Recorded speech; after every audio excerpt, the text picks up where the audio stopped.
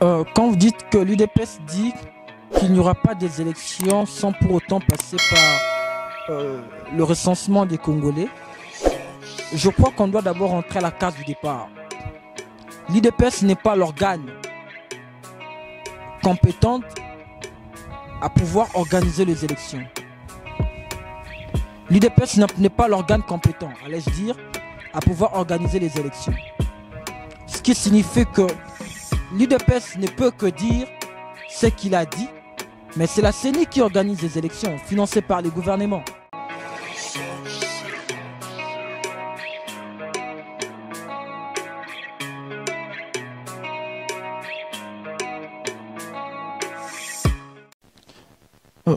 Je crois que c'est une bonne chose. Parce que, étant africains, nous avons tendance à les compatir. Nous avons tendance à dire que on ne fait jamais la fête lorsque ça brûle chez le voisin. Et le président de la République étant président de l'Union africaine en exercice, il ne pouvait pas se comporter d'une manière un peu indifférente. Voyez-vous, j'allais dire, d'une manière indifférente que non, cela n'a pris que les Tanzaniens et tout. Non. Étant président de l'Union africaine, il a même tenu un discours là en Tanzanie pour réconforter le peuple tanzanien. Et il a même raison pour laquelle il a tenu à ce que le peuple congolais, qu'on compatisse ensemble avec nos frères tanzaniens, que nos sœurs congolaises compatissent ensemble avec nos sœurs tanzaniennes, parce que nous sommes frères et sœurs. Nous sommes un, nous sommes tous africains. On ne peut pas se dire que parce que les autres sont éprouvés et nous ici on se dit que cela n'est pas notre problème, cela n'est pas une autre tasse de thé. Non, on a compati, le président de la République, il a fait un geste qui est louable. Je crois que c'était vraiment une très bonne chose de notre part de pouvoir compatir avec nos frères et sœurs tanzaniens. Donc je m'en vais rapidement à présenter mes sincères condoléances à nos frères et sœurs tanzaniens.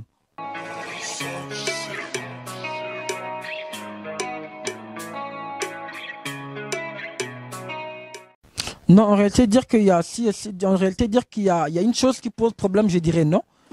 Il n'y a aucune chose qui pose problème. Que non, voilà, il y a telle ou telle chose qui pose problème pour qu'il n'y ait pas la publication ou la sortie officielle du gouvernement. Mais une seule chose, il est à savoir que le Premier ministre a été nommé au moment où les députés nationaux et les sénateurs, ils étaient encore en pleine vacances parlementaires. Même s'il avait publié un gouvernement. En ce stade, il ne serait peut-être pas investi. Même s'il avait publié un gouvernement, en la même époque, à la même période, au même jour, il ne pouvait pas sortir un gouvernement parce que nous sommes sans licence. Nous ne pouvons pas essayer de passer outre à dire que non, s'il sortait un gouvernement, les choses allaient les changer d'un bâton magique. Non. Non, parce que les députés, les nationaux qui devraient valider son mandat étaient en pleine vacances parlementaires. Et aujourd'hui que les députés sont là, les sénateurs sont là, je crois que d'ici quelques jours, nous aurons un gouvernement responsable. Et d'ailleurs, c'est dans ses attributions de sortir un gouvernement. Mais ce qu'on doit savoir est qu'il ne va pas nommer n'importe qui. Il ne va pas nommer quelqu'un parce que la population crie « il faut sortir un gouvernement, sortir un gouvernement, sortir un gouvernement ». C'est quand même une autorité, il a son temps.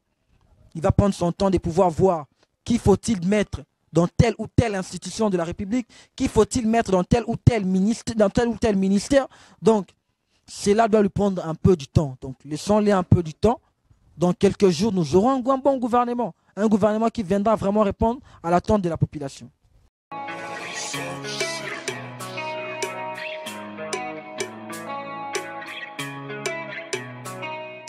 Déjà, le président de la République n'est plus membre effectif de l'UDPS. Je crois que cette question aurait dû avoir sa place vraiment dans un débat. Si et seulement si le président de la République se faisait entourer que de membres de l'UDPS.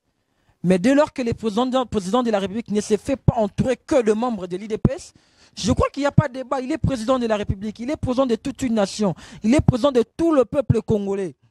Pourquoi voulez-vous qu'il soit entouré que de membres de l'UDPS?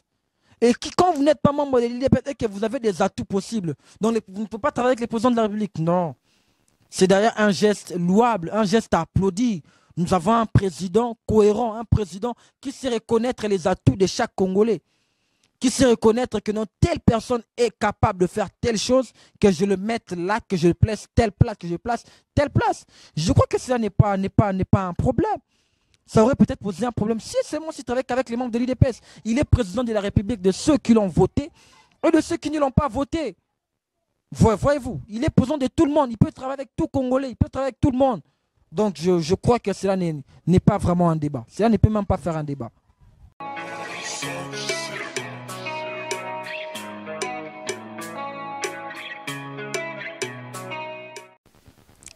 Quand vous dites que l'UDPS dit qu'il n'y aura pas des élections sans pour autant passer par le recensement des Congolais, je crois qu'on doit d'abord rentrer à la case du départ.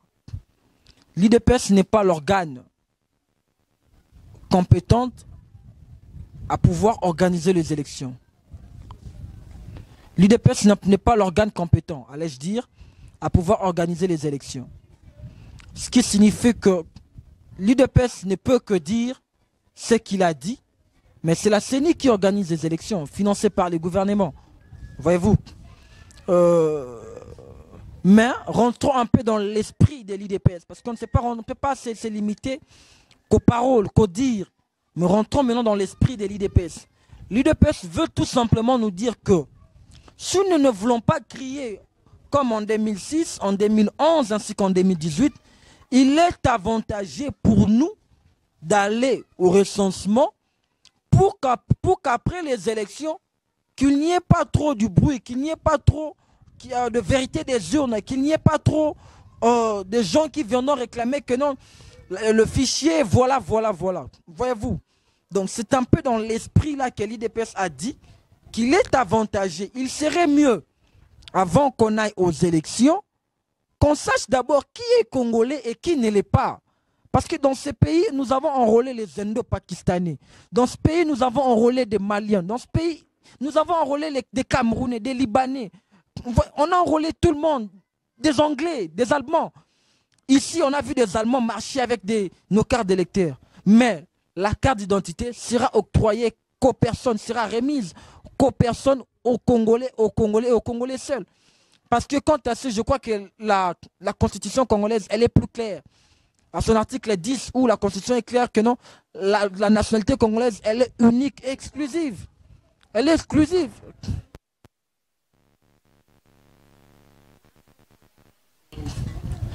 La nationalité congolaise, elle est unique et exclusive. Donc, elle ne peut s'en détenir en occurrence d'aucune autre nationalité. Voyez-vous, c'est un peu dans cet esprit-là que l'UDPS dit, oui, il y aura élection, on va aller aux élections. Mais avant qu'on aille, on doit d'abord savoir, est-ce que tu es de père congolais ou de la mère congolaise? Ou peut-être tu as une nationalité, tu as maintenant la nationalité congolaise par adoption. Voyez-vous, donc, nous voulons savoir qui est et qui ne l'est pas. Parce que nous voulons une élection crédible. Nous voulons une élection propre aux Congolais et aux Congolais seuls. C'est un peu dans le contexte que l'UDPS a évoqué.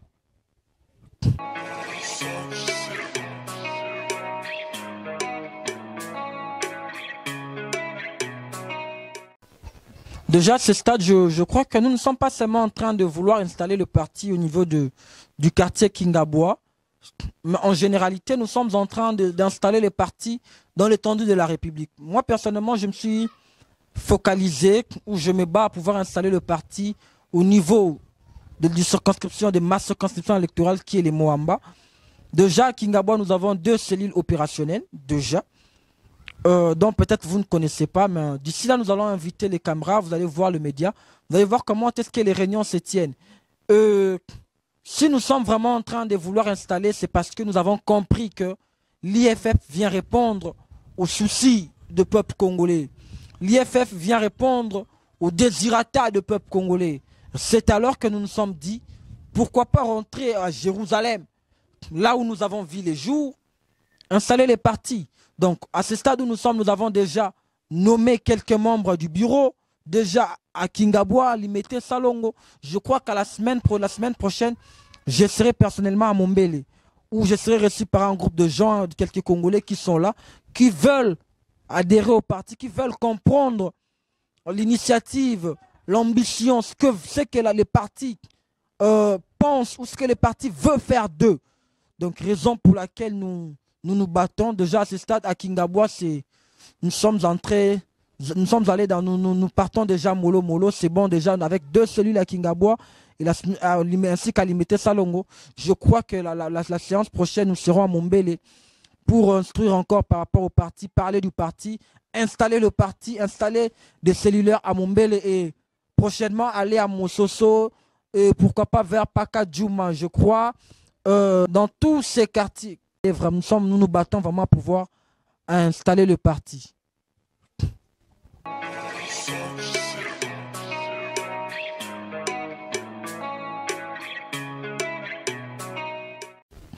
Déjà, quand vous dites il y a plus de 400 partis politiques, bon, ce n'est pas mal, j'accepte ça. La seule chose qui fait notre différence à l'IFF, je crois que l'IFF n'est pas seulement un parti politique qui aspire au pouvoir, mais je crois que l'IFF est aussi un parti politique qui enseigne. L'IFF est un parti politique éducatif. La seule chose qui fait déjà notre différence avec certains partis politiques déjà, l'IFF a un siège, je vais couper là. L'IFF a un siège connu de tous. L'IFF n'est pas un parti politique mallette. L'IFF, dans peu de temps que nous avons, l'IFF, nous avons déjà 2 députés. En plus, l'IFF, c'est la chose majeure qui fait réellement notre différence entre nous et d'autres partis politiques. Je crois que c'est notre manière de communiquer, c'est notre manière d'installer nos cellules, c'est notre manière d'implanter notre parti. Pourquoi? Parce que vous allez constater qu'aujourd'hui, quand certains communicateurs, certaines personnes, quand ils passent dans des chaînes de télévision, parler de leur parti, non seulement qu'ils vont parler de leur parti, ils vont chercher à insulter, ils vont chercher à critiquer dans le mal. Or, à l'IFF, déjà, nous combattons ça. Nous combattons ces antivaleurs. Chez nous, quand je passe, je parle de mon parti. Je parle de mon président. Je parle de mes responsables, de mon secrétaire général, de ce que fait nos interfédéraux. Voyez-vous? Donc, je ne sais pas venir ici parler de telle ou telle personne tout en cherchant à critiquer, à insulter et tout. Parce que chez nous, c'est la pédagogie. Raison pour laquelle vous sentirez, par exemple, quand notre secrétaire général, quand il passe dans des chaînes de télévision, c'est presque... Les étudiants sont là en train d'écrire. Voyez-vous, vous verrez que c'est vraiment une crème intellectuelle en train de parler du Congo, en train de parler du parti. Et cela est vraiment notre ligne de conduite. Où, quand on se met, on apprend. C'est alors que quand on passe dans des chaînes de télévision, on ne sait pas critiquer, on ne sait pas insulter. Parce que tel n'est pas notre idéologie, tel n'est pas notre modèle. Nous, c'est la science. Nous, c'est la tête. Voyez-vous? Donc, tu ne peux pas... Nous, c'est vraiment ça ce qui nous différencie avec d'autres partis. Ailleurs, vous pouvez insulter sans pour autant être sanctionné. Mais or, moi, quand je passe, j'insulte. Il y a des sanctions qui vont s'en suivre après. Voyez-vous? Donc, nous sommes déjà des modèles. Nous, à l'IFF, nous montrons aux jeunes, aux papas et aux mamans qu'on peut faire mieux. Qu'on peut faire la politique sans pour autant insulter. On peut faire la politique sans pour autant avoir des ennuis, des querelles avec certaines personnes. C'est vraiment ça, notre mode de combat.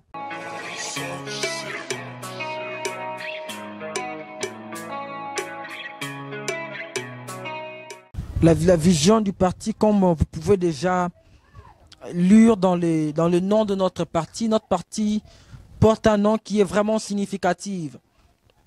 L'union fait la force. Je crois que tel est déjà l'objet, ou même telle est la définition de notre parti, telle est l'ambition de notre parti. Donc, notre objet, notre ambition majeure, c'est de réunir tout le monde. Que tout Congolais là où il est, qui se dise, ensemble on peut faire mieux. Ensemble on peut aller plus haut. Ensemble on peut aller plus loin. Raison pour laquelle nous, dans notre lutte, la lutte est de rassembler tout le monde. Une fois tous on se met ensemble, malgré que nos idées vont peut-être se diverger, malgré qu'on sera dans un premier temps, on ne sera pas tous d'accord ensemble, ayant une idée commune, mais avec le temps, je crois que vu que nous sommes ensemble, on finira toujours par trouver un terrain d'entente. C'est dire que non, on peut faire mieux. on peut aller, on peut gérer, on peut, ensemble. Voyez-vous? Donc, dans l'union fait la force, nous, une seule chose que nous combattons, c'est la division. Nous n'aimons pas la division, nous, c'est l'unité. C'est l'unité qui fait notre force. Raison pour laquelle notre parti est intitulé Union fait la force.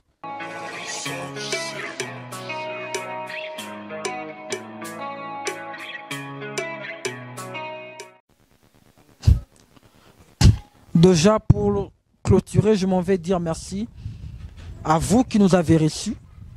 Je dis merci à mon l'honorable Constantin Benguele Tamouk. Je dis un grand merci à mon secrétaire général, au secrétaire général qui est mon chef hiérarchique, le CG, Junior Bakokele. Un grand merci, chef. J'ai dit un grand merci à l'interfédéral de Lukunga, le camarade Ralis Kimbeni, pour cette marque de confiance, ainsi qu'à son adjoint, le maître Chimbombo Philippe. Pour un mot de la fin, je dirais ceci. Ensemble, on peut mieux. Ensemble, on peut aller plus haut. Ensemble, on peut aller plus vite.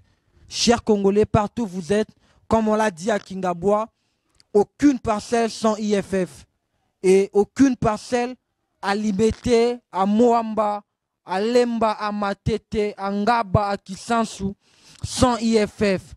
Aucune parcelle à Lukunga sans IFF. Aucune parcelle à la Lukunga sans IFF. Donc tous mettons-nous ensemble derrière le camarade Ralis Kimbeni. Aucune parcelle à la Funa sans l'IFF. Aucune parcelle à la Tchangou sans IFF. Donc ensemble, on ira plus haut. Ensemble, on ira plus loin. C'est par ce mot-là que je finis et je vous remercie tous. Merci.